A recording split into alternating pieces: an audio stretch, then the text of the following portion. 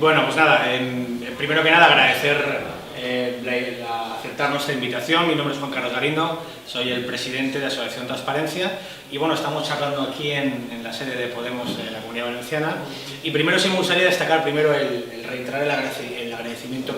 por la invitación y reiterar vuestro compromiso, que sin lugar a dudas, y tengo que decir de una manera alta y clara, sois el partido político que sin estar gobernando apuesta de una manera clara por la transparencia, por la lucha contra la corrupción, y sois el único partido político que se ha atrevido a tener una medida nacional contra la lacra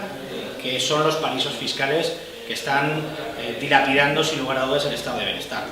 Animaros sin lugar a dudas a que sigáis por este camino, creo que es el bueno. En la Comunidad Valenciana nos hace falta